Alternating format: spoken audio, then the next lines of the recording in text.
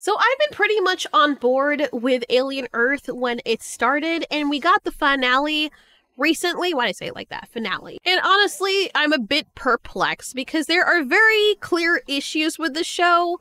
I love the concept. I liked where it was going. I've got to be honest, now that I've sat with it, not really sure how I feel about the finale or the direction in which things were going. They could have still saved it even from the last episode, but then it just kind of felt like it started careening, like it was heading someplace. Then it started careening straight off the cliff it was very clearly heading towards. And I thought it was one of those, don't you worry, just check me out, just trust the process. And so, like a good girl, I was just sitting pretty, waiting for this process that's supposed to be completed. And it just never came. So let's go over what happened with the last episode. And man, I was really holding out hope. I was so much holding out hope. I was even willing to overlook the severe plot conveniences. Like when human beings that are just standing there, but they're instrumental to the plot, come face to face with the xenomorph takes its sweet time and it's like, okay, I'm not gonna kill you because I think the plot says I'm not supposed to kill you. So I'm just gonna sit here and play with my food, but then it does it indiscriminately when it comes to other people. So does it know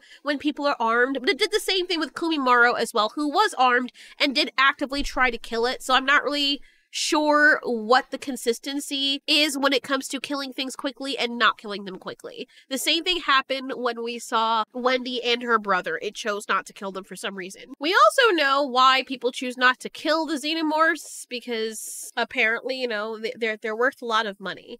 But where in other movies, xenomorphs would fight to the death, to the point of pain before they let something take them down. I mean, they would rather get their head sawed off before stopping their attack. The xenomorphs just seem very out of character in the show. Why are they running away? Why is it running away from people that it very easily could kill? I mean, there were situations, and I know this is probably a new xenomorph, but it doesn't matter, but there were situations where it would kill a host of about 30 men in under a few seconds, yet they rubber bullet the xenomorph because they don't want the acid to spew out. And these 4 people, that's all it takes for the xenomorphs to be like, all right, I'm gonna just run away. Oh no, you guys have scared me off successfully. It could have easily killed all of them. What the hell? And they have the time to get up, be unarmed, and just be safe. Very inconsistent throughout what we've seen of the xenomorph, even within the show itself. But this is Wendy's pet, so maybe, who knows? Why does the island look like something fucked it with a blade? Then we have the boy genius, and I hate it when they write characters that are really smart and then just stupefy them and lobotomize them for the majority of the runtime of the show. As we see the show progresses, he gets more dumb, exponentially, it would seem, because he knows that these things cost a lot of money. He is on medication. He has a severe form of ADHD, apparently. I don't know why that has to be in the equation here. But with everything that's happening with him losing his hold on the park and knowing already what Wendy is capable of doing with her powers, it's not the first time he's seen her manipulate electronics, he doesn't shut her down, knowing that she's a danger. Why he's holding them in this cage, I don't know. Especially knowing how dangerous she is, especially when you've already seen that she can control the alien and is willing to use it against you. Why? Why would you leave her? I mean, you were willing to shut down the other synth, but you won't shut down Wendy? We don't even get any motivation as to why. We know he likes her because this is his shining moment. This is his proud creation. But just like they were able to fix Nibs and erase that out of her head, why was that not the first thing that they tried to do with Wendy? It's not like he had any moral gray reservations about doing so. So he's a sociopath one minute that does not care and will do anything to move his goals forward. And then in the next, especially when things are so dire, he decides not to use the very methods of control and manipulation that he was using throughout the whole beginning of the show's runtime. Then we got Oslas, which is the best character in the show, handicapped. And he's like, if only you could talk, if only you could tell me the things you've seen. Now he's obsessed with this sheep thing. and he wants to find someone to put it in, but somebody weaker. And here's where things get stupider. First of all, Wendy doesn't like her brother because her brother shot Nibs. Nibs, who he finds out is perfectly fine, by the way, which is very disappointing. They couldn't even commit to killing her. And oh yeah, and Wendy is now bringing all the synths together because sure, this cage was not meant to hold the synths. Let's not shut them all down. Let's not utilize security measures that we should have put in place in case things like this would happen, like Batman would have done. What kind of genius this is supposed to be. But furthermore, let's all put them in exactly the same area so they can all talk with each other, and if we ever have to overthrow them, now we don't just have one to contend with, which is bad enough on its own. Now we have, how many are there? 4 over here? 5. Yeah, now we have 5 of them. He's also surveilling them, by the way, so he's listening into their conversation, and he's seeing what is happening. We keep getting the oh-so mind-numbingly dumb, stupid scene of her doing her dumb lips like that so she can call the alien. I hate this so much. I don't know what it is about, like, certain faces set a certain way and looking dumb, and the pouting of the lips makes me want to drop kick someone in the face. I know I wouldn't do that in real life, but I'm just saying the characters, it's just even if I make my own face look like that in the mirror, I slap myself because it's so stupid. I don't know what's wrong with me, but this is just something that just pisses me off. This is not a fault in the writing. This is just a pet peeve of mine, but I guess the only thing I would criticize in the writing is that they keep using it over and over again. It's annoying. Keep close, like, why are we so close up to? She's like a fucking idiot. See, they keep doing it. Okay, she's calling the alien. Why are we on her lips? It's like the person who shot this is obsessed with her lips or something. He knows that she's calling the xenomorph. He knows what's happening, and he does not shut her down. And then why wouldn't she's shutting off all the cameras? You have no way, no security measures in place for such a thing happening. Even if these weren't kids in synthetic bodies, you do have synths around here, clearly. Why would you not put security measures in place for this, or containment should something go wrong? You're in the size of a planet. Why don't you grow some balls? You want to fuck with me, you Tani, huh? Let's fucking go! And then she's able to just wave her hands. I mean, you can't make this up. I thought at first, okay, they're gonna go somewhere else with this, at least do something, make this sensible in the least, nerf her somehow. Nope, this she-synth literally is able to wave her hands and command any electronics. So Wendy and the Lost Boys decide, you know what, we're gonna haunt these guys because they need to be afraid of us, so let's start haunting them using the systems around the facility, and everyone just lets this happen. If this was Morrow running this facility, all of these synths would have been dead.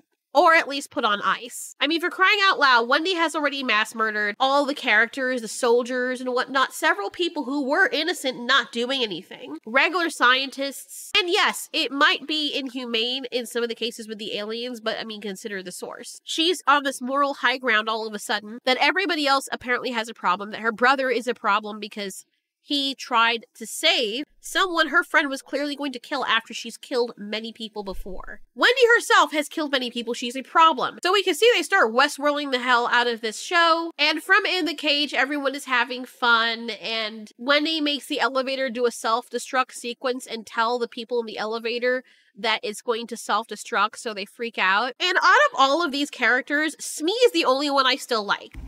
You mad at him? He shot Nibs. Yeah, because you killed someone. He chose them. Yeah, well, he's one of us.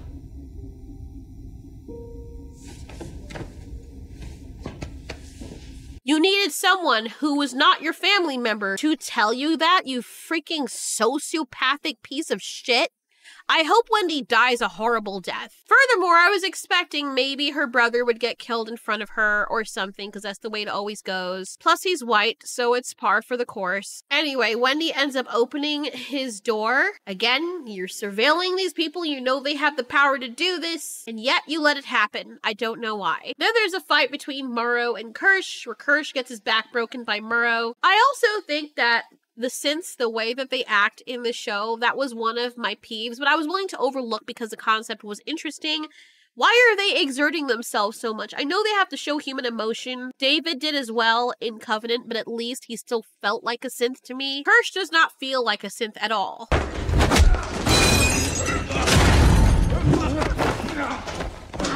Why are they both grunting? I understand why Morrow is grunting because he's a cyborg. He's still mostly human. Kirsch is all machine. Why are you exerting yourself so much? Why are you popping veins in your head as a synth? This should be nothing for you. And even if this cyborg is strong, which I would figure synths are still much stronger, you shouldn't still be, like, what are you doing? And the other synths do the same thing too, which is kind of confusing. So if you don't already know their synths, it's confusing for people watching if they're not aware. Ew, he's creamed. Gross. Payload must have been edged like a whole freaking month. You know, there's a difference between them being made to seem human and then the writing or the delivery of the presentation of these characters failing to keep us immersed in the fact that they're synths. When it's a question of will. Damn. You could swallow, you know. Anyway, poor Morrow is momentarily distracted and Kirsch wraps his hands around him. This looks like someone who is in jail and, you know, just seen some things and decided that's never going to happen to him ever again. He's like, that's going to be the last time that you sneak up behind me when I drop the fucking soap. But then you'd think that he would kill him. He doesn't. He just puts him to sleep. Why? I don't know. Then we get, once again, her nasty freaking lips. Ugh, gross. Calling the alien, and everyone is watching this, or particularly the boy genius is watching this, does absolutely nothing about it. Except he comes down and says, oh my god, my lost boys, look at this. Are you gonna play nice if I let you out? When they ask. Who can remember?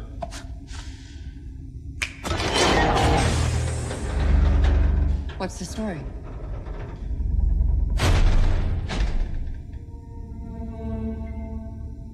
So Wendy had the ability to do this entire time, but what, she's playing with her food just like the xenomorph does. You see how it feels like one of the stories I told you guys a long time ago when a kid wanted to play with us and didn't want to play by the rules. So she kept on making up things as she went along. Oh, this is the rules. If you get tagged, you have to sit in jail.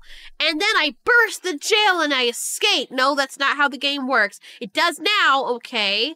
Fine, you escape and we lock you up and we put you in another jail. I destroy all the jails so I can't ever be in jail again and I put you in jail. Yeah, but if you destroyed all the jails, then what jail are you going to put us in? I made one for you. Okay, we overpower you because there's more of us and we put you in that jail. Then I overpower you and there's no jails but only jails that you guys can be in. I mean...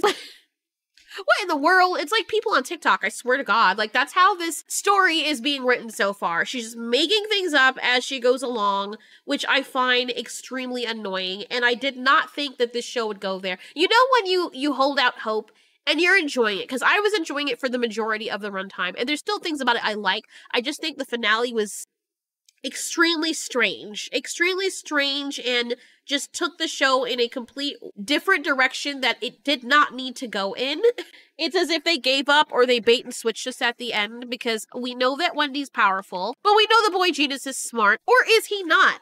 Why are they doing what they did with Game of Thrones and taking the intelligent characters and making them stupid and nerfing them to be flat enough for the main characters that barely have any dimension themselves to step on? It just does not compute to me. So he tells a story about how he killed his drunk dad and made a synth when he was 6 or however old he was. Honestly, I don't care.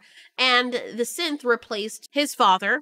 And that's the synth that we see, the bald guy. We also see that for some reason Nibs has just gone apeshit and, you know, they don't care. And she's like, I'll just keep on doing what I'm doing and we don't care. And all of a sudden Smee's evil too and doesn't have a problem with this. And the boy genius at this point in time doesn't ever consider, you know what, I have an ace up my sleeve. No, he doesn't, because he's thought of everything and is mathematically brained to god tier levels, but has no idea how to handle a situation where kids are in synth bodies where you can easily overpower them by just simply emitting some kind of EMP or something. Nobody thought of that. You didn't even think to align the cage with that. I mean, what are we really doing here? Run.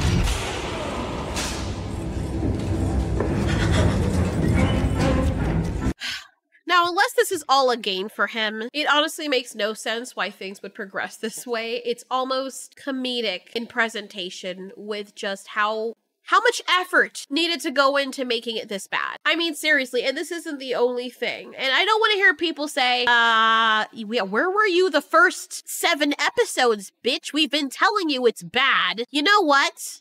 You know what? But you know what? But you... Shut up. So Wendy knows that this is a problem, but she's gonna be like, everyone, listen to me. You go do such and such. You go do such and such. I'm gonna get the boy genius. He was right there in front of you. Why didn't you get him then? And she says, nobody touches my brother. Oh, but the bald guy who is supposedly a synth, who acts as the boy genius's new father-in-law or whatever, he comes to whisk Wendy's brother away. All of a sudden, Smee is walking like a man, and we see that he still feels bad about what happens. But on one hand, he feels bad about people being killed, about Arthur being killed, other people being killed, but then when it's Wendy and Nibs, he doesn't feel bad about them being killed. I'm confused. Like I said, the alien picks and chooses when it decides to attack people. If they continue breeding xenomorphs like this, then you'll have a nation of them that are very docile because they have such a slow reaction time. Nibs finds a science woman to take her back to the cage. Kirsch is also supposed to be taken by Smee and them, who have no mercy whatsoever. Kirsch is confused, if a robot can be confused. Guess things didn't work the way he wanted. Now you have nut on your face and you're being tied up on top of it. And you're going back to jail on top of it to be put in the same cell with the guy who made you have nut on your face. I really do feel bad for Akumi Morrow here, and the only reason I feel bad for him is because he's a victim of the writing as well. I just want you to know I didn't hurt your mother. My guy has the ability to overpower both of these guys. I know he's weak and he just got beat up really bad, but really, the Kumi I know till his last breath would have swept this thing's legs from out of its body, from under its body, and gotten out of there at the very least, like he's escaped before. Anyways, here's the other weird part of the writing. So we see that Joe is being let in to become the sacrificial lamb, and I mean, this is so on the nose. Sella says, well, there's a new person. We worked this out. I don't know how they were able to open the cage to let him out. Maybe they can do it remotely, which is weird because if you can also lock things remotely, why wouldn't you also have the ability to lock back the cage remotely once it opens? But Wendy, she's all powerful. She's basically a god. She's Mr. Manhattan now, I guess. So sensibly, Joe goes back in the cage, which makes sense. And this feels like a scene from out of Calvin from Life. I like the suspense of this part where it goes around and you know it's gonna find a way in because it's very intelligent. And the minute it comes in, I'm freaking out because this thing is very strong. So of course, he could have closed back the door, but he chose not to for some reason. I mean, you had a perfect opportunity to lock it back in its cage, and you decided, oh shit, let me go and leave the door open instead of closing it behind me. Which human being does this? All it takes is a flick of your wrist, bro, to close back the cage. Like, when I'm running away from my brothers, or if I'm playing with my husband and we're chasing each other and stuff, and I get in a room, my instinct is to throw my weight behind the door immediately so that the person can't come in. Like, it's a basal action that most humans and kids do. I just don't understand why. Okay, so it comes through, then it slingshots itself towards Joe. And for some reason, Joe is as strong as a synth, able to keep this thing away from him. When in every other situation, Teocelis was easily able to overpower regular organic earthly beings, but Joe is super strong. Did they put titanium in his arms as well? I thought it was just a lung. But no, it turns out that he's able to keep this thing away from him, and nothing, like, why is it struggling so much?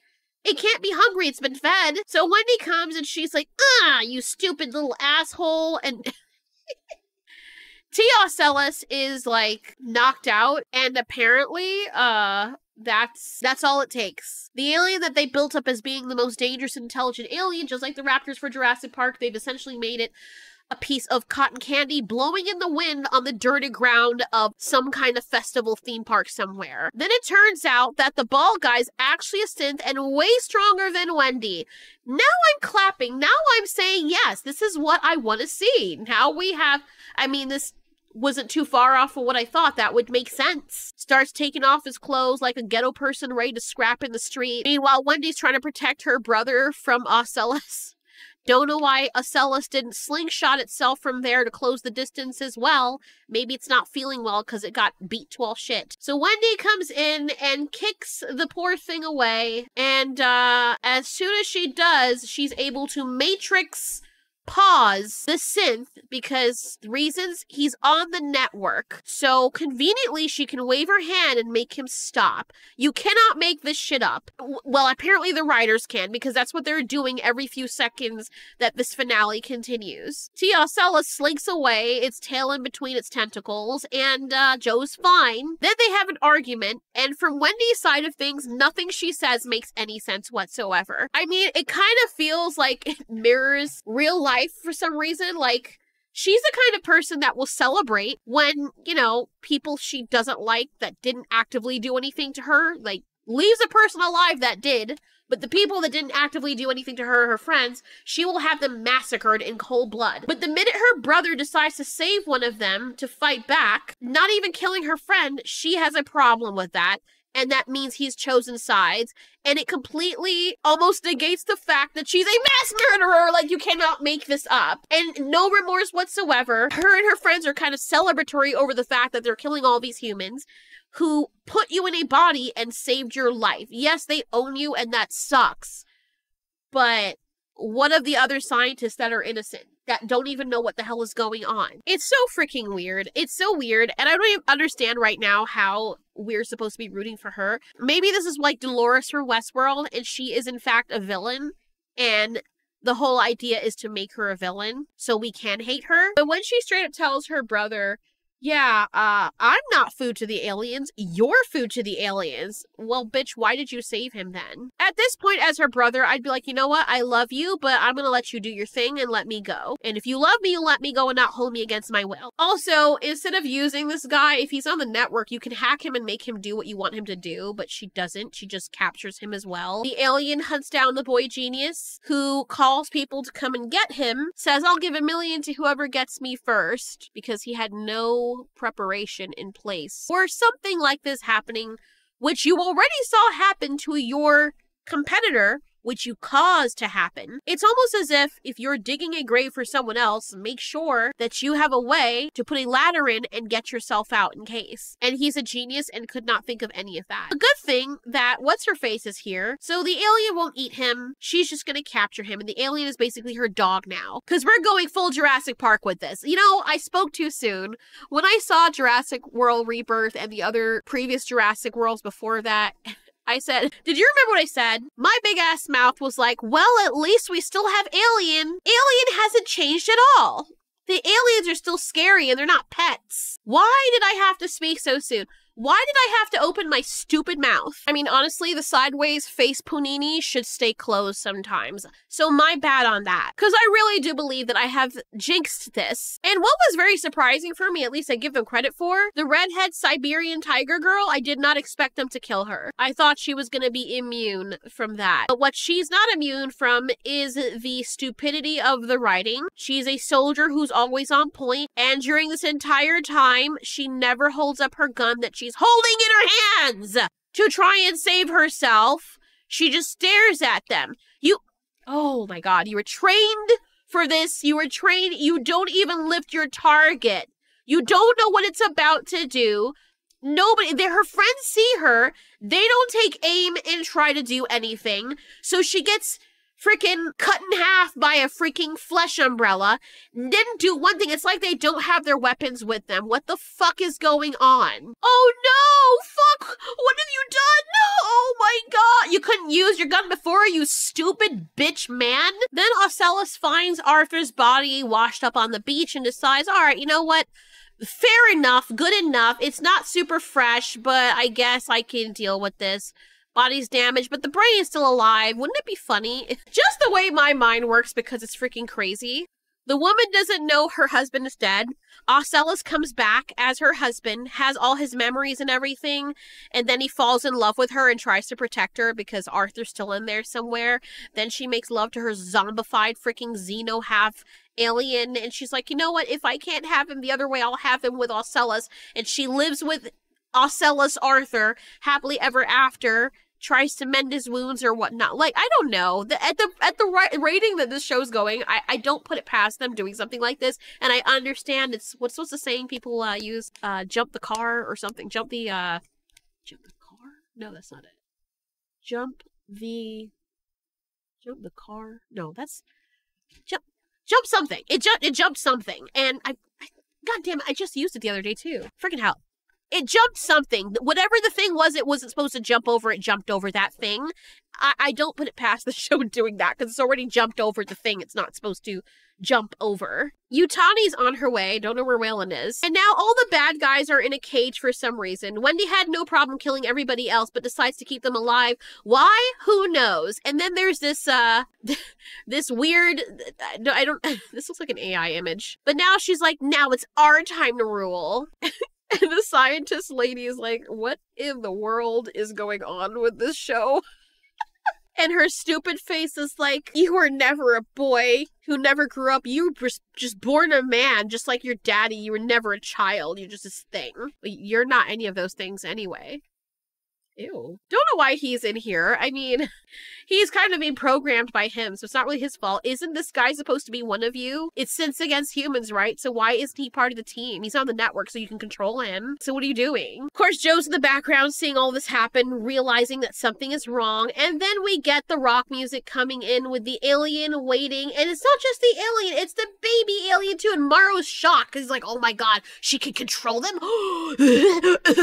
You know, like the anime guys do. Then the baby alien is there, and it's like Blue from the Jurassic World. Remember Blue and Beta? It's gonna be Jurassic World all over again, where we got the pet raptors, the big raptor and the baby raptor. And they're gonna be pets to the humans. Hey humans, now we're friends, and now you can control us with a wave of your hand. Like the good old raptor tamers that we are. We're freaking alien dinosaur Jedi people. All we need is a wave of the hand, people, and the monsters listen to us. I swear to God, this is freaking ridiculous. I don't even know what the hell's going on. They did Ocella so dirty. They did the villains so dirty. This whole thing is just, I don't know. What is this? This didn't even feel like a finale. The other was like a few episodes back where Ocella and Dino were fighting. That felt more like the finale, but this feels like a comedy parody of what this should have been. And the concept itself was there. It was really good. I know. I'm gonna get a bunch of you in the freaking comments. I told you so. Okay, all right. You're correct. Are you happy now? Like, I was enjoying it. I was enjoying it. And there was a point in time, the last episode at the boat scene, when we walked away, and my husband asked me, did the last part of that episode remind you of Jurassic World Rebirth a little bit? I said, yeah, it kind of did feel like that a little bit. I mean, is there still hope for the show? Yes. If they can pull a Picard season 3, then this show's got something, but I don't know what they were thinking. I don't think they were thinking. I think they were just like, let's have a coffee break. Oh shit, we were supposed to do our homework? Shit, put something together quick in ChatGPT, and this is what it came out with. I'm kind of disappointed, but still love the aliens, but what's the point of the aliens being here if they're not going to actually be aliens? Anyways, I hope you all are happy. I see you all there laughing, your chest swelling with pride. I so wish, I so wish I could meet some of you in person and tickle you till you piss. Like, that's how upset I am right now. God, my fingers are itching for it. But anyways, there might still be hope. I'm not going to hold out for it, but I'll still watch it because I'll still watch the aliens, which is bad because it's like, I'm not paying for it though. So there is that.